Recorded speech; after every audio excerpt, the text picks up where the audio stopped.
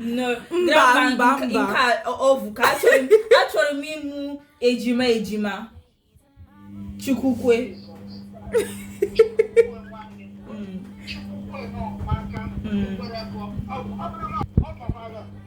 It's too much. Mba. All the too much.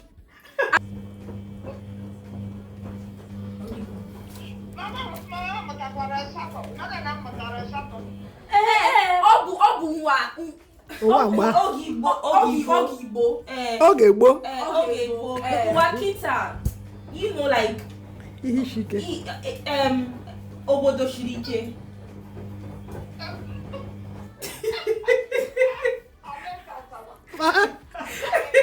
Ma?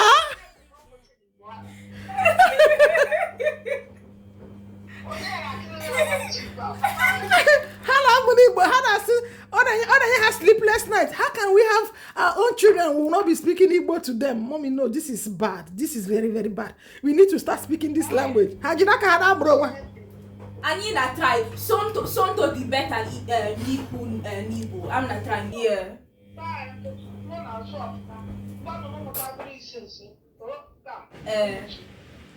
Dalu grandma. Dalu.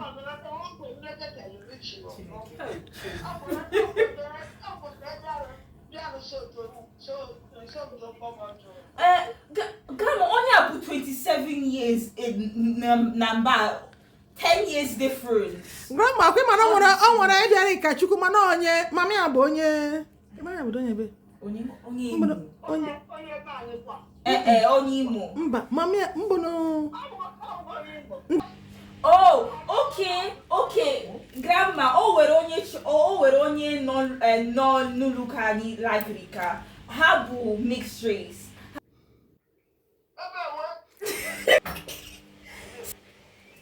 Habu ezigbote mmadụ.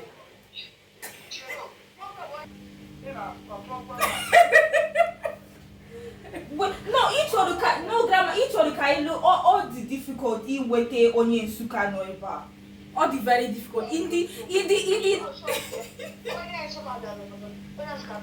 all the too old now. All the too old. Only at this 27 now. Kita oga bu 30. Oh no, all the too old. The age difference. Oh, back. One away more. I clock be 20 years. So all you should 11 years wait on. Then.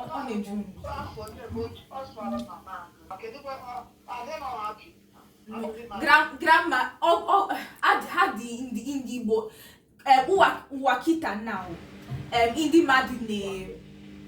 Oh, Grandma, do I serious? She's dating, no joke. Okay, Obu onye Nigeria sha, but Oburu na all I like Rumiawo. I didn't make all this thing, but any one guarum na all like room. Cameroon. Jebe. Oh yeah.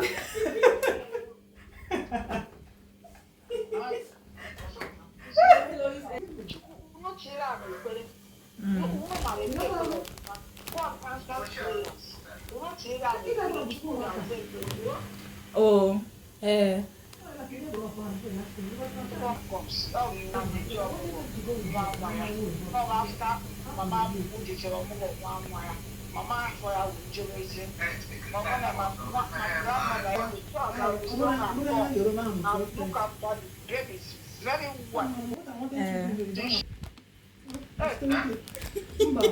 DJ Z and actually Ipagari travel the whole world ofuma before I settle it down and I catch na marriage all the very power be cool.